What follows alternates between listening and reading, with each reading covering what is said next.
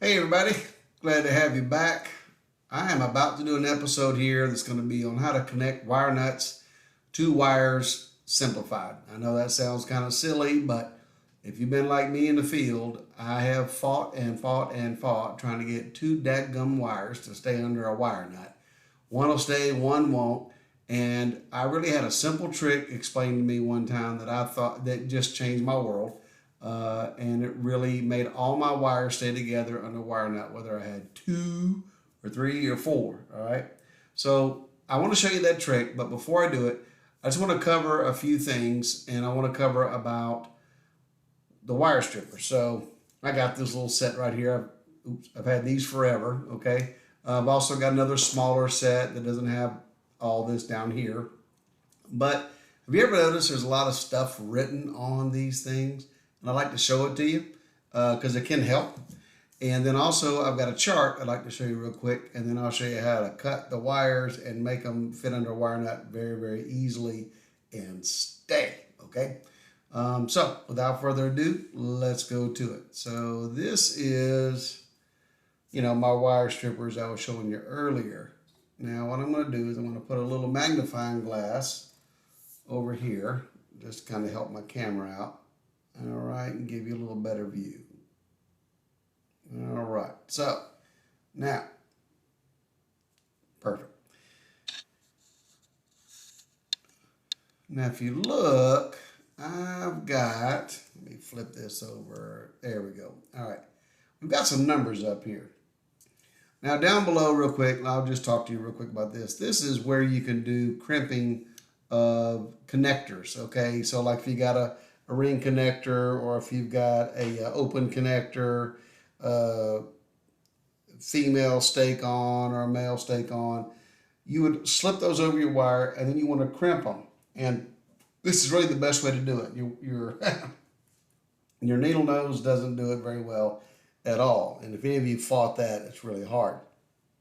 And also, your connectors, not wire nuts, but your connectors work very well on stranded.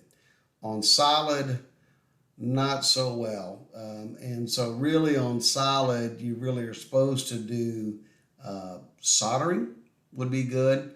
And if you crimp them on solid, well, just good luck, because usually we can't get them in there very well when it comes to solid.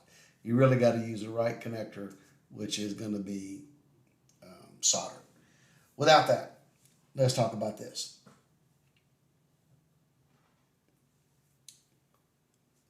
This is talking about the wire size that you're using to crimp. So you got 22 to 18 gauge stranded. You use this section to crimp your connector on. If you got 16 to 18 gauge, 16 to 10 gauge, here's where you crimp it, okay? And that's for crimping on connectors. That can be another day. We can talk about that. Now, what about these guys right here? I always wondered what these were for.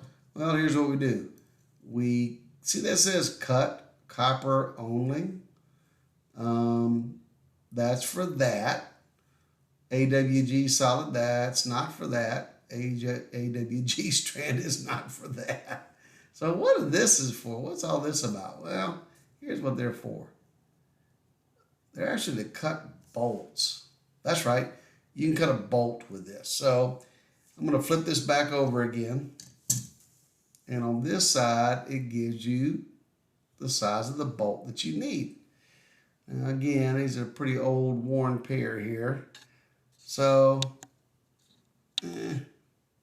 see if I can't get a little bit more focus here for you so you can see. There you go. Okay, you see this right here? That's a 6-32 bolt, 8-32 bolt, 10-32, 10-24, and so on, okay? Here's what I like to use it for. Have you ever had a Romex connector and the screws are too long? They're like in your way. You can't turn it to get it tight because they're just sticking out there. Well, what you can do is you can take that Romex connector bolt out like this. All right, not a screw, but a bolt, okay? And find the hole that it fits. So let's see, that's too big. And that's definitely way too big, right? So, oop, that feels a little okay. Let's try it. Let's see here. Is it gonna, a little loose. So here we go, one more. Looks better. Sure enough, that's fitting. Okay, so that's a 6-32. I know most HVAC guys, we don't know anything about what bolts are and all that. Well, at least some of us don't. I didn't anyway. But this threads in nice and easy. And as you can see, it's already come to the other side. Now watch this. All I got to do is I'm just going to close these two together. And 1, 2, 3. Ta-da! That's cut. And this bolt is in perfectly good shape. It doesn't mess it up at all, okay? So now I can just take this out.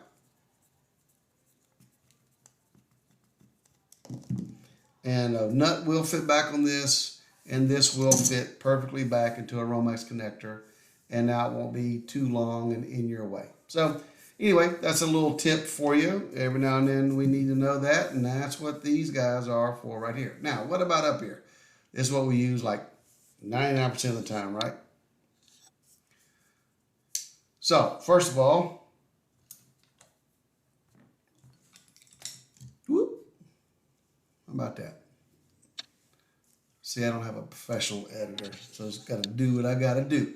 All right, so you look on this side. This says AWD stranded, okay? And that is for this side of the wire stripper. So if you're trying to strip 12 gauge stranded, i.e. stranded is this, all right? Then that's 12 gauge stranded, 14 gauge stranded, 16 gauge, and so on. However, if you're trying to strip solid wire like thermostat wire, okay? Thermostat wire is solid. Don't go by this side, go by this side. So 10, 12, 14, 16, 18, and so on. Now, I know what you're saying. I don't care. I'll just keep sticking my wire in there until it fits and it starts to strip. Well, you can do that, okay? And I understand that. But it gets really frustrating when you keep trying to do it and it doesn't strip it. It just holds on. Well, what you do is using the wrong size hole. So usually your thermostat wire is 18 gauge. So use that, okay? 18 gauge and it's solid. So go right here and use 18 gauge solid. Just put it in there, cut it, and strip it. Now, what about these holes right here? What are these for? All right.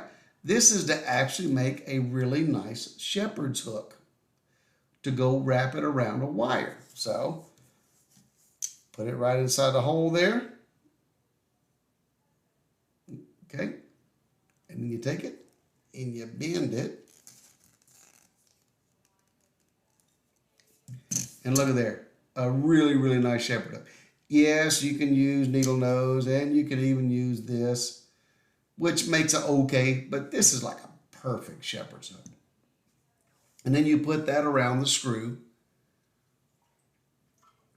and tighten it up. And don't forget, always put the shepherd's hook in the direction that you tighten the screw. So righty-tighty, right? So put the shepherd's hook to the right.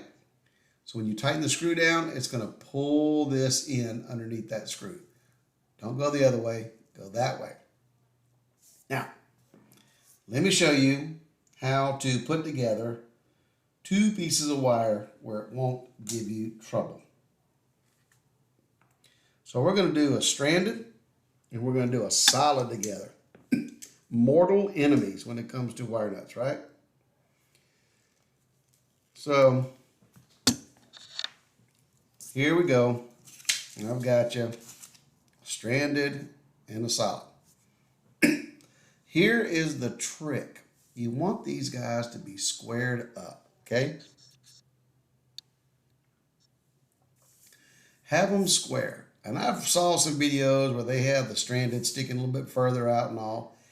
But this right here, this trick will save you a lot of headaches. Now, what usually happens is we are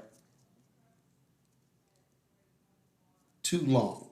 One of them is too long, so watch this. I'm going to strip this here for us.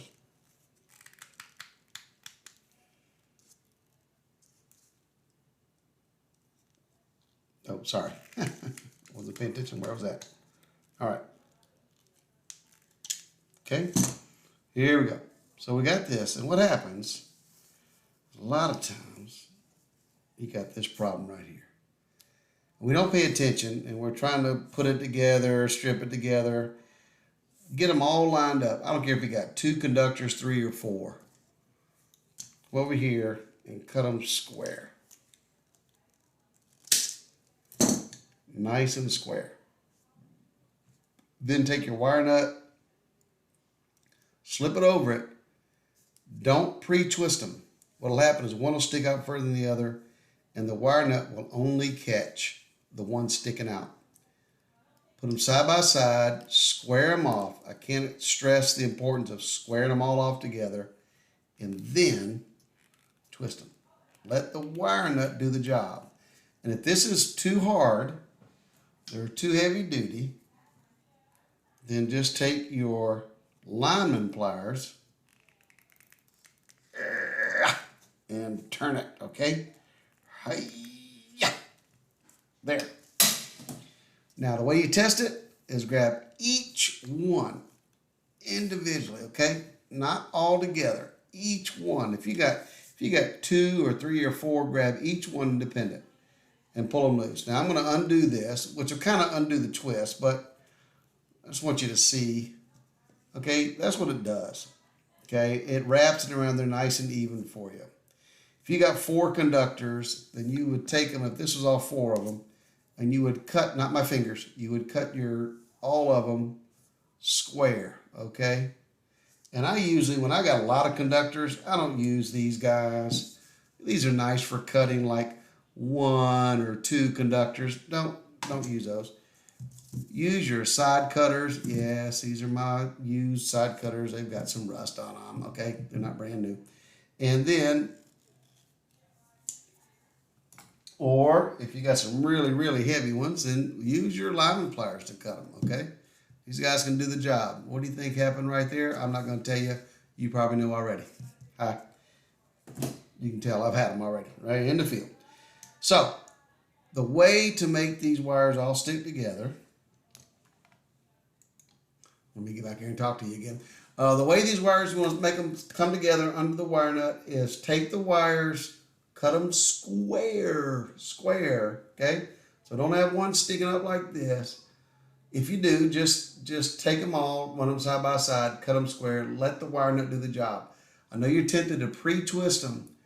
It really doesn't work most of the time, okay? Not stranded and solid together, okay? Now, if you got some really, really heavy-duty wire, we're talking about 8-gauge wire, 6-gauge wire, solid, then yeah, you can put them and use your lineman pliers and pre-twist them. But when they're done, when you've got them all twisted together, cut them square. Cut them square, and then put the wire nut on it, okay? Anything below really 10 gauge, so 10, 12, 14, 16, 18, if you'll put them side by side, cut them square, then let the wire nut do the twisting, you'd be doing good. You get to the 8 gauge, the 6 gauge, then go ahead and twist them with your lineman pliers, then cut them square, put the wire nut on it. After that, it's an electrician's job. If it's a 4 gauge, a 2 gauge, a aught, I'm out, okay? I'm an HVAC guy. So hopefully that'll help you. It really saved me a lot of aggravation in the field when I could not get a wire nut to stick on there to save my life. When I started squaring the wires off together, using the right size wire nut. Oh, I'm sorry. I'm doing a conclusion, but one more thing. This is a wire gauge chart. It might help you to tell you how many wires you can put under a single wire nut. Okay, I'm not going to go too deep into it, but these are also on the side of the box when you buy the wire nuts, okay? Use this to help yourself out to figure out how many wire nuts can go under a single wire nut. Okay, I went over my time. I'm trying to do 15 minutes, so I hope that helps you. Have a great day. Enjoy HVAC. I love it. Take care. JoJo the HVAC man, and I'm out.